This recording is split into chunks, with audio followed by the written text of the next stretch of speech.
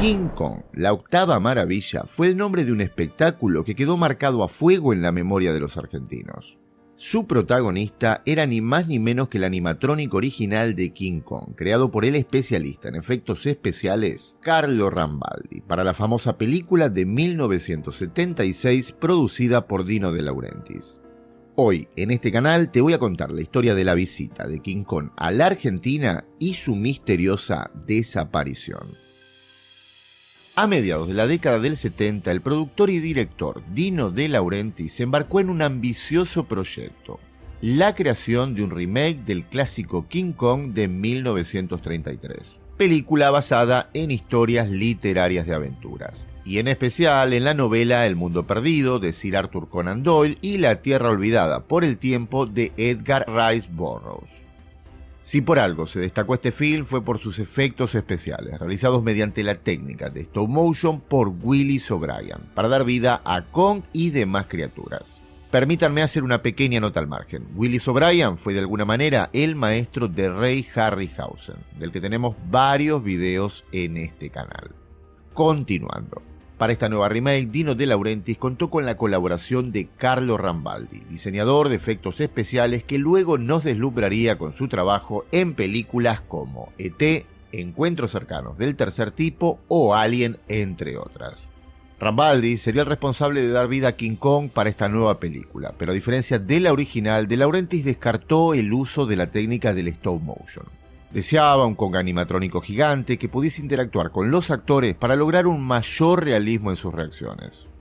Fue así que Rambaldi puso manos a la obra y diseñó un Kong a escala real con movilidad, que superaba los 17 metros de altura y pesaba 6 toneladas y media. Su esqueleto estaba construido en aluminio y era controlado por un grupo de 20 operarios. Para su construcción se necesitó 1 kilómetro de cables y otros 3 de mangueras hidráulicas. El costo total de todo esto superó el $1.000.000. Para la promoción, Dino De Laurentiis daba a entender frente a los medios que este Kong animatrónico gigante estaría presente durante toda la película, lo que resultó ser una excelente estrategia de marketing. Pero la realidad era muy distinta. Con las primeras pruebas de cámara descubrieron que el animatrónico gigante no resultaba ser para nada convincente. Ante esto, Rambaldi aplicó un plan B, que consistió en fabricar un traje de Kong que vestiría Rick Baker, su colega, a quien veríamos interpretar al gorila durante prácticamente toda la película, mientras que el animatrónico sería utilizado solo durante algunos instantes. Ahora, todo esto no impidió que la película fuera un éxito. Estrenada el 17 de diciembre de 1976, King Kong, protagonizada por Jeff Bridges y Jessica Lange, con un presupuesto de 23 millones, ganó 90 a nivel mundial. Y no solo eso, recibió un Oscar por sus efectos visuales y fue nominada a otros 2. Hasta aquí un pequeño contexto que necesitaba darles acerca de la película y la creación del animatrónico. Ahora sí, vamos a la historia.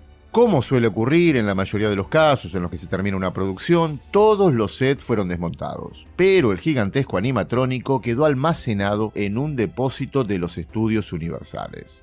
Pero, un par de años después, la empresaria Becky Simone Pérez Pichón se interesó en traer a la Argentina al Rey de los Simios, pensando en montar un espectáculo para exhibirlo. Paradójicamente, algo muy similar al argumento de la película.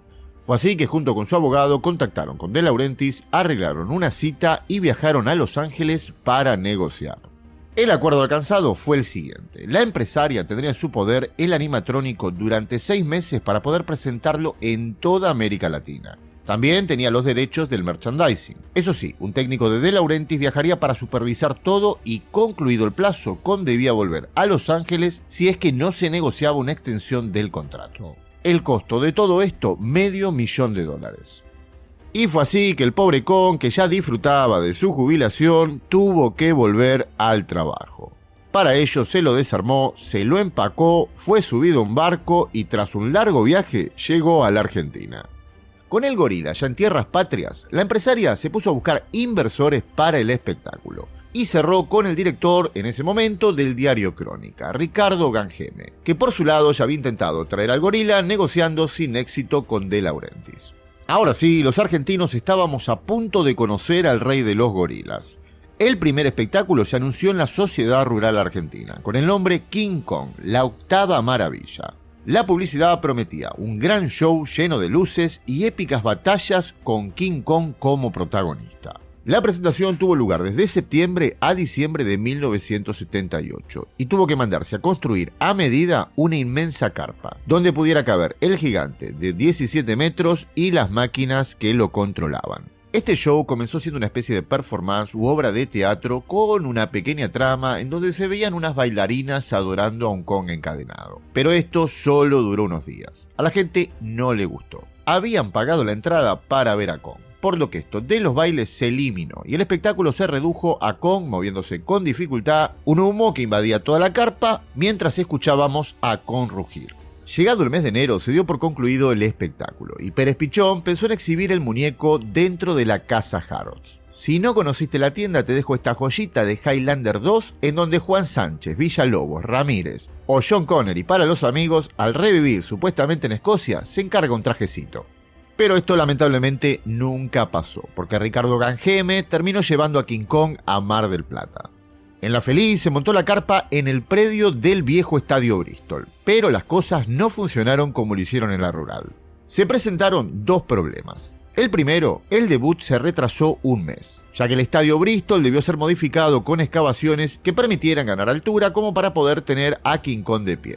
Y el segundo de los problemas es que gran parte del potencial público ya había visto el show en la Rural. La cuestión es que todo terminó en un fracaso que llevó a cancelar el espectáculo, y Kong fue mal almacenado en un predio de Avenida Luro y España, tapado con unas lonas. El clima comenzó a deteriorar tanto la maquinaria como la consola de movimientos que lo operaba. Además, una serie de deudas impagas dejadas por los organizadores del espectáculo generaron una solicitud de embargo.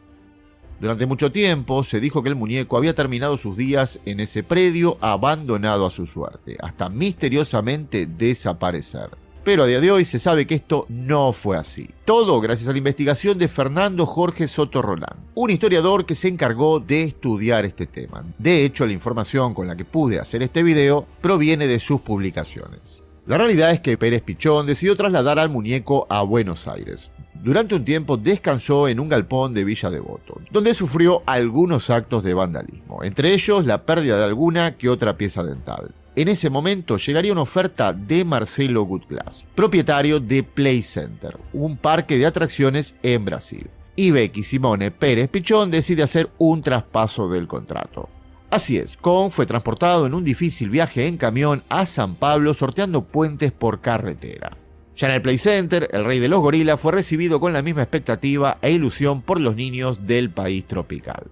Allí se transformó en una gran atracción, para luego de unos meses, finalmente, terminado el contrato, volver a su hogar en Estados Unidos.